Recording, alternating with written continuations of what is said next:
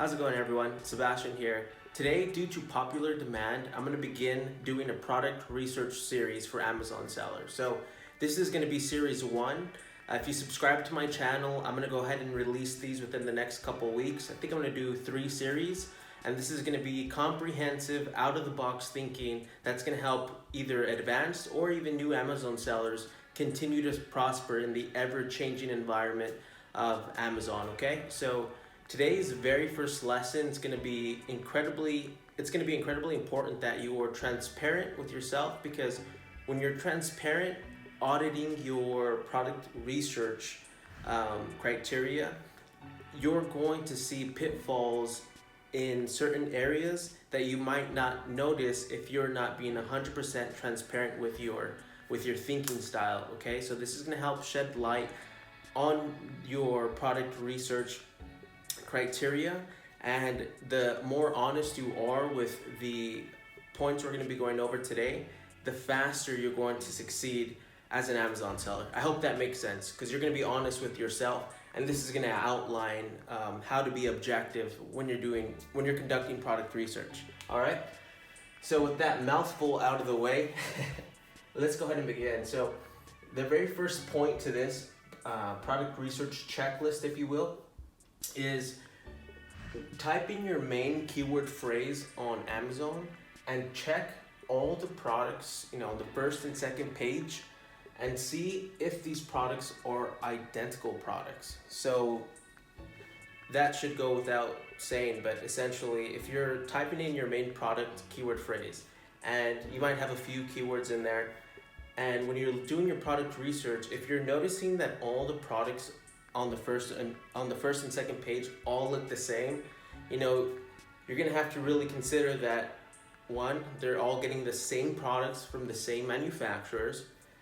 So the barrier to entry is not very strong, and essentially all what people are doing are changing the logo or maybe color or whatever. So if you're going to enter this market and you see that all of the products are looking the same, then you have to, if you want to continue selling in that market, you're going to have to for sure know how to differentiate your product. So it doesn't mean that you should completely stay away from the product, but you definitely have to change up whatever you're doing, because trying to sell a Me Too product in today's Amazon marketplace is going to be super difficult. Okay, so you can reverse engineer the reviews on the listings that you think are the top competitors. Reverse engineer the reviews, see what customers are not liking about the product, and then send an inquiry to the manufacturer saying, hey, look, can we make this better? You use the data from the reviews, and now you're letting the manufacturers upgrade the product. So when you come to the marketplace, now you're thinking, now you'll be differentiated. Again, it's still going to be a little competitive if the products in the first 2 pages are identical, but at least this way you have a competitive advantage, because you actually took the time to extract the data from the reviews and apply it as an upgraded product now. So I hope that makes sense. But generally, if the products are all identical, you're going to want to stay away, because it's going to be extremely expensive to compete. And again, the barriers to entry for these types of products are so low that as time goes on, your long-term scalability is going to be incredibly difficult, because other potential sellers are going to easily just buy the same product off Alibaba or wherever and just stamp a new logo on it. Okay, so that's something to consider when you're doing your checklist. Audit the keyword phrases. Now, expansion. So expansion is one of my favorites, because it really shows the sellers who take into account, okay, they're actually wanting to build a real brand. So when you have that mentality of building a brand on Amazon, you're not going to mix and mingle products like selling a ladder, let's say, right next to charcoal toothpaste, right? They're 2 completely different products. And so in a beginner seller's mind, you might be thinking cash flow, I can just sell a bunch of random products. But the brands that are going to win, and it's becoming more and more evident, are the brands that stick to a target avatar and build products around that avatar. Okay, so if you're building products around a specific avatar of a customer, then you have other products that you can build in adjacent to the one you're already serving. So if you're selling charcoal teeth powder, you can sell charcoal teeth paste, charcoal mouthwash, bamboo toothbrushes, etc., etc. So I hope that makes sense, and that's also going to allow you to build a stronger overall perception of a brand, as customers are going to more likely refer business to your store, because you're not selling ladders and a bunch of other random stuff. You actually have products that complement each other. So when you're thinking about expansion, ask yourself, can I expand this product, or is this more than likely gonna be a product that it's just gonna be one-off, and there's not gonna be a whole lot of virality potential to it. There's not gonna be a whole lot of potential because it's a ladder and you're gonna sell screws, things like that. So when you're wanting to do long-term, think adjacent markets. What else can I do? So this actually also requires thinking way ahead of time, let's say at least a year, and thinking, okay, I already know what type of products, if this one does really well, or if these couple that I'm launching are doing really well, I already know products I can expand into. So allow that thinking to marinate for a little bit when you're doing your product research. Ooh, trend bias is a big one, because this, I think, gets the most sellers in trouble, especially newbie sellers. It's called a trend bias. So again, back to being completely and 100% honest with your own self when you're thinking about, what's a good product and what's not going to be a good product. You have to audit your thinking. So say you already have a list of products that you want to launch, or that you haven't launched yet, you're still a new seller. Ask yourself, how did I come up with this product idea? Was it with a tool? Was it with a trend? Was it, and a lot of times sellers want to ride the trend train, right? If there's a trend, you want to hop on it and ride it out. So if your product is a potential trend, and even though the trend might have a lot of long-term potential, you still have to ask yourself, how did this product enter my brain? Because if you can be completely honest with yourself and saying, am I on this because it's trending, or there's a lot of potential with this product? You should also think about, well, how likely is it that someone else is also seeing this as a potential trended product? Because as much as we'd like to think we're the only ones thinking of an amazing product, you have to ask yourself, audit your thinking and say, is it likely that there are other sellers who can also see this product as a potential trend and are also on that same wavelength of, they're thinking they're going to be the first to catch a trend and ride that train? Okay, so a good example of this would be fidget spinners. Okay, so fidget spinners became viral. They were being sold everywhere, even in stores. And the amount of people that jumped onto fidget spinners, and that's just one example. There are so many examples of this, but a good lesson to learn from, that situation where sellers were basically selling the exact same thing is everyone thinks they're going to be the first on the trend train, right?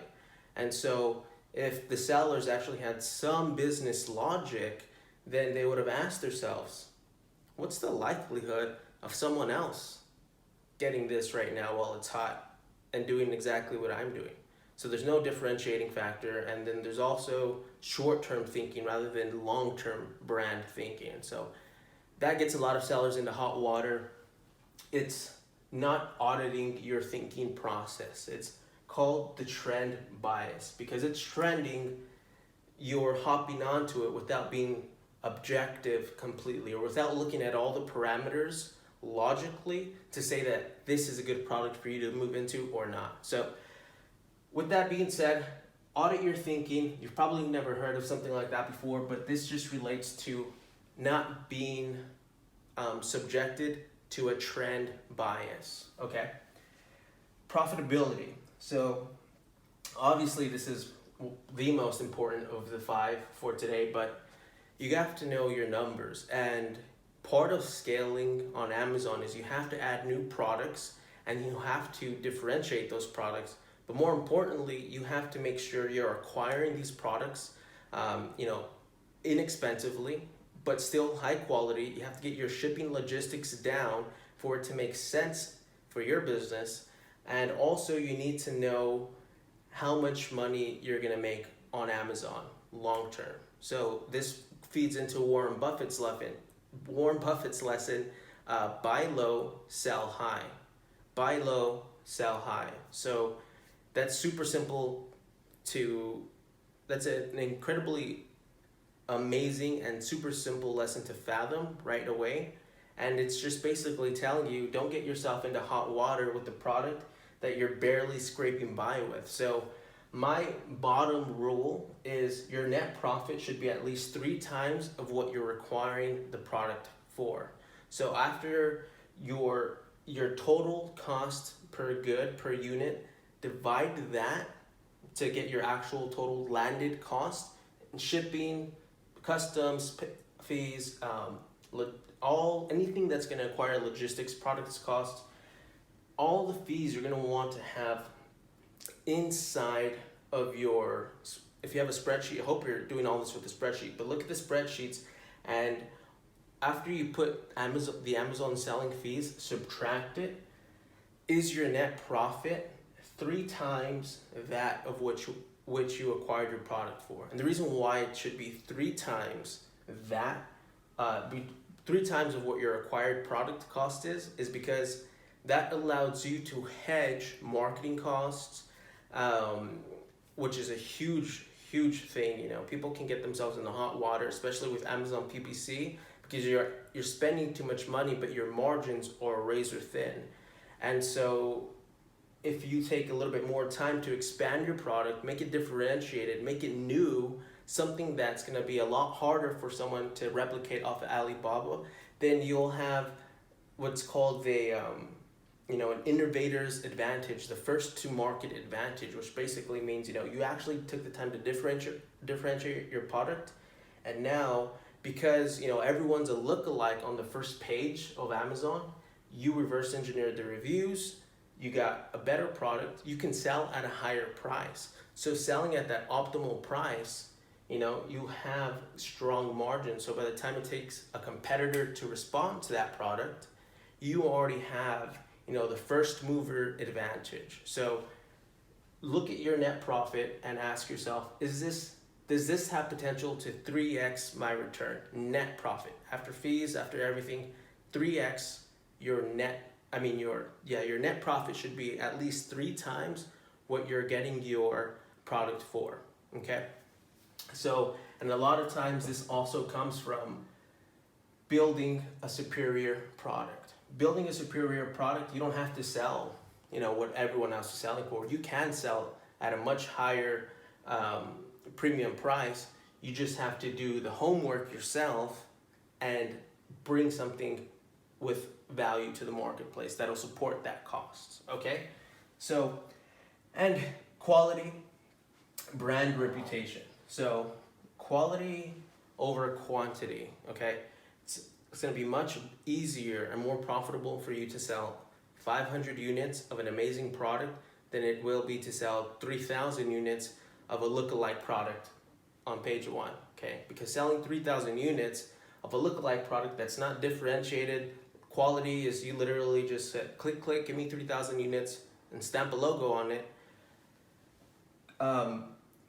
It's going to be a hard time to sell those 3,000 units, and margins are generally going to be razor thin for you. And you don't want razor thin margins, right? You want, higher margins that will support your brand growth on Amazon. It'll allow you to reinvest in your business and put more product legs under your company, okay?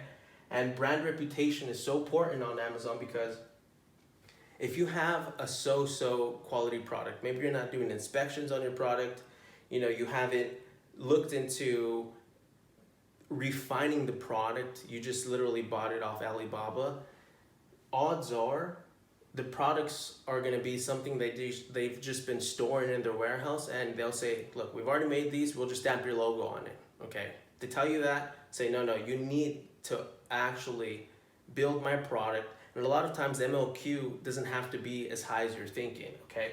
But this can sink your boat before it even takes sale, because if you're launching, if you have 3,000 units of an okay product, just an okay product, the reviews are going to sink the ship, because customers on Amazon, they have a lot of variety. So they expect a certain level, they expect a certain high quality product. And if your product is just okay, getting reviews is going to be extremely hard. And on top of that, the negative reviews are going to hurt your listing over the long period, over the long run on Amazon, because your product's falling apart. That's plain and simple. Your product's falling apart, doesn't meet the customer's demands. They could have gotten it cheaper. Customers are picky nowadays. So you actually need to take time to think about your brand reputation, because if it's a high quality product, you'll get more, it's more likely that the customer will leave you a positive review because you exceeded their expectations. If you just met their expectations, then they more than likely won't leave a review, because they're bombarded all day long to leave product reviews. So if you can exceed a customer's expectation, they're more likely going to leave you a positive review, and that's going to incrementally increase your sales velocity, your profitability, where you're ranking for on the keywords. And so brand reputation is something that you're going to have to consider when doing the checklist for your products. You're going to have to say, okay, I need to bring something of high quality, because if I'm going to order 3,000 units of a so-so product with no differentiating factor, I was talking faster, sorry. With no differentiating factor at all, you're going to have 3,000 units of inventory just sitting in the Amazon warehouse, and it's going to be incredibly hard to move that stuff, because your reviews are negative and PPC is going to be expensive. And so these are things you need to have the foresight to predict in order to succeed as an Amazon seller. I hope that makes sense. You really need to consider these things before you even buy your product. Brand reputation. If this is a superior product, you're taking the time to develop, your baby on Amazon essentially, make sure that when it hits the marketplace, you have quality under control. You're like, damn, this product is all that in a bag of chips. So when customers get it, your reviews are going to literally carry you to the top. Okay? So I hope this makes sense. This is, a very basic, but yet you need to audit these things. You need to have appropriate foundational pieces of knowledge in order to carry your success long term. So this is going to be part one of product research, of a product research training. I'm going to have a couple more trainings like this, where we're going to really get into some, tactical work that you'll be able to implement in your business, today, essentially. So if you haven't already, again, guys, please subscribe to my channel. Leave me a comment. Let me know what you think of this. Like my video, and I'll have a link below. I have a private group where you can check that out. There's a link below in the description. Join my private group, where I'm going to be releasing this product research series trainings and a whole bunch of other trainings that will be coming out soon. It is a private group, so send us an invitation and we'll get back to you right away. All right, guys? Well, you have a good one.